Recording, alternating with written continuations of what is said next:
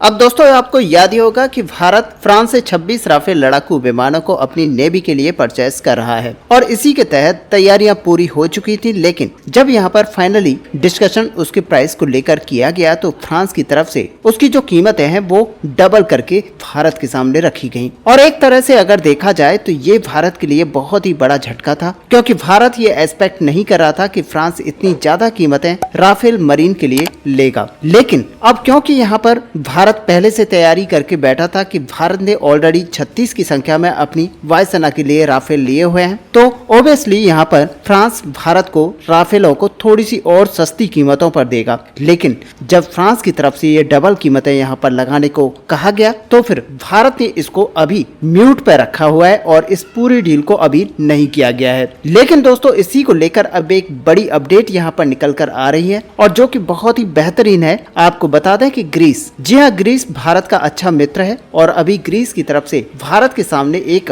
Proposal रखा गया है और ये प्रपोजल है भारत और ग्रीस के फाइटर जेट को खरीदने को लेकर। जी हाँ दोस्तों, यहाँ पर भारत और ग्रीस दोनों यहाँ पर राफेल फाइटर जेट को खरीदने की बातें कर रहे हैं और यहाँ पर ग्रीस की तरफ से प्रपोजल ये रखा गया है कि भारत और ग्रीस दोनों मिलकर फ्रांस के सामने ये ऑफर रखेंगे कि फ्रांस उनको सही कीमतों पर राफेल फाइटर जेट को मुहैया कराए। और असल में ये ग्रीस की तरफ से कहा गया है कि अगर हम दोनों देश मिलकर डसॉल्ट एविएशन के सामने इस प्रस्ताव को रखते हैं तो आप मानकर चलिए कि एक फेवरेबल डील यहाँ पर मिल सकती है, जिसके अंतर्गत एक बेटर प्राइस पॉइंट में ये जो जेट्स हैं ये ऑफर किए जा सकते हैं और इससे आप मानकर चलिए एक्स्ट्रा प्राइस बर्डन है वो यहाँ पर कम हो सकता है। दरअसल आपको बता दें कि भारत और ग्रीस दोनों को यहाँ पर एडिशनल राफेल फाइटर जेट्स की जरूरत है और एक तरफ यहाँ पर भारतीय नौसेना को 26 की संख्या में राफेल फाइटर जेट्स को परचेस करना है, तो वहीं ग्रीस भी अपनी वायुसेना की ताकत को अधिक राफेल फाइटर जेट से बढ़ाना चाहता है। इसके अलावा आपको बता दें कि MRF टेंडर के तहत 114 की संख्या में भारत और ज्यादा फाइटर जेटों को खरीदना चाहता है और ऐसे में माना यह जा रहा है कि राफेल फाइटर जेट यहाँ पर पहली वरीयता रखता है और इसी के चलते भारत यहाँ पर इस पूरी डील को कंफर्म करने की तरफ बढ़ चला है। और ऐसे में यहाँ पर ग्रीस की तरफ से एक कदम बढ़ाकर आना और भारत के साथ मिलकर इस डील को एग्जीक्यूट करने की बात कहना ये काफी बड़ी बात है। और ऐसे में यहाँ पर ग्रीस का मानना है कि एक कोलैबोरेटिव अप्रोच की यहाँ पर फाइनलाइज किया जाता है तो फिर ये जो फेवरेबल डील है ये भारत के हिस्से में जा सकती है। हालांकि आपको बता दें कि ग्रीस के प्रपोजल को अभी भारत के द्वारा देखा जा रहा है, जहाँ पर बहुत सारे फैक्टर्स हैं जो कि भारत के द्वारा देखे जा रहे हैं। इसमें सबसे बड़ी बात यह होगी कि कॉस्ट बेनिफिट यहाँ पर कितना होगा और साथ ही इसकी जो शेड्यूलिंग होगी वो किस तरीके से होगी और साथ ही इसके अलग अलग तरह की जो कॉम्प्लेक्सिटी है इस पूरी डील को लेकर वो यहाँ पर देखी जा रही है। और फिर अगस्त और आप मानकर चलिए कि सब कुछ अगर सही रहता है तो जॉइंट नेगोशिएशन का जो रास्ता है वो यहाँ पर खुल जाएगा और अगर दोनों देशों के बीच में एक कोलैबोरेटिव यहाँ पर डील बनती है और तो फ्रांस के सामने इस पूरी डील के प्रस्ताव को रखा जाएगा और तब जाकर भारत और ग्रीस दोनों ही राफेल फाइटर जेट को अपनी अपनी सेनाओं में शामिल करा पाएंगे। और दोस्तों सच माने कि ये पहली बार होगा जब दो देश मिलकर एक फाइटर जेट को यहाँ पर खरीदने की बात कर रहे होंगे और एक कोलैबोरेटिव वे में यहाँ पर परचेस करने की बात कही जा रही होगी, क्योंकि इससे ऑब्वियसली जो प्राइस है वो काफी कम हो जाएगा। और ऐसे में जब दो देशों का यहाँ पर प्रेशर किसी एक कंपनी के ऊपर पड़ेगा, यानी कि ग्रीस और भारत दोनों मिलकर अगर प्रेशर यहाँ पर डसॉल्ट एविएशन के ऊपर बनाएंगे तो आप मानकर चलिए कि डसॉल्ट एविएशन को फाइटर जेट के दाम कम करने ही पड़ेंगे और इससे जो कॉस्ट बर्डन है वो यहाँ पर कम हो जाएगा और बाइंग पावर को भी काफी लिवरेज यहाँ पर मिलेगा और यहाँ पर जो डिफेंस प्रोसेस है वो भी काफी ऑप्टिमाइज हो जाएगा।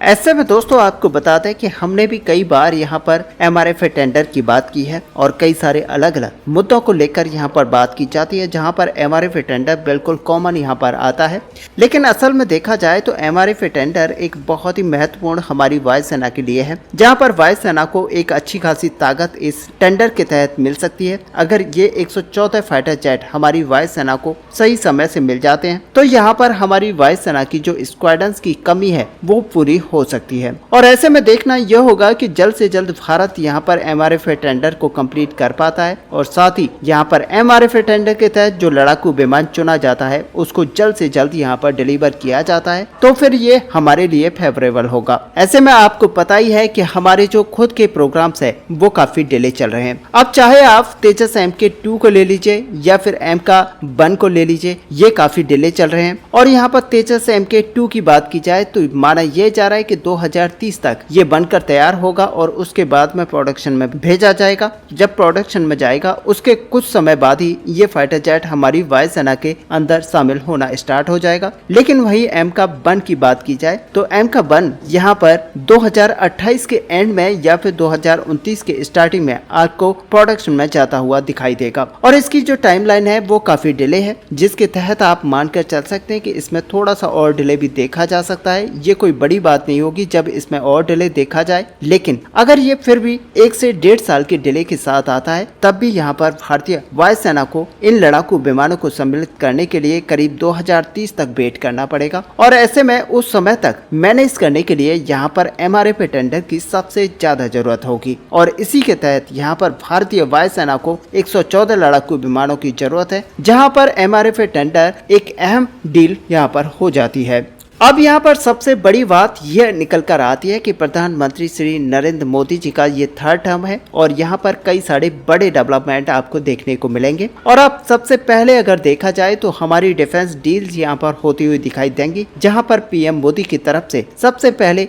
MRF टेंडर के ऊपर ध्यान दिया जाएगा। साथ ही हमारे MK और तेजस MK2 फाइटर जेट के ऊपर ध्यान दिया जाएगा। और साथ ही हमारी जो प्राइवेट कंपनी है वो यहाँ पर MK को बनाने में सहयोग करेगी। और उसके बाद में टैड BF और साथ ही हमारे जो मरीन फाइटर जेट है यानी कि राफेल मरीन फाइटर जेट है, उनकी डील को जल्द से जल्द यहाँ पर किया जाएगा और हमारी नेवी की और साथ ही वायुसेना की जो ताकत है उसको बढ़ाया जाएगा। हालांकि दोस्तों अगर MRF टेंडर की बात यहाँ पर की ही जा रही है तो आपको बता दें कि इंडियन एयरफोर्स की तरफ से जो इस पूरे प्रोक्योरमेंट को लेकर होमवर्क है वो पूरा कर लिया है। और इसमें एक फाइटर जेट को यहाँ पर सेलेक्ट किया जाना है, क्योंकि पिछले कुछ समय में इंडियन एयरफोर्स अलग अलग एयरक्राफ्टों की यहाँ पर छानबीन कर रही है और उन्होंने ये डिसाइड कर लिया है कि आखिरकार उन्हें कौन सा फाइटर जेट यहाँ पर चाहिए। अब यहाँ पर एक चीज जो जानने वाली है कि MRF टेंडर में सबसे बड़ी जो कॉम्प्लेक्सिटी है वो आखिरकार कौन सी है। क्या यहाँ पर एयरक्राफ्ट को सेलेक्ट करने में किसी तरह की दिक्कत आ रही है? तो आपको बता दें कि यहाँ पर कॉम्प्लेक्सिटी जो है वो एयरक्राफ्ट को लेकर नहीं है, बल्कि उसके बाद की चीजों को लेकर है। दरअसल यहाँ पर जो भारत का MRF टेंडर है इसमें डोमेस्टिक मैन्युफैक्चरिंग को प्राथमिकता दी जाएगी, यानी कि मेक इन इंडिया के तहत सारे फाइटर जेट्स को यहाँ पर बनाया जाएगा।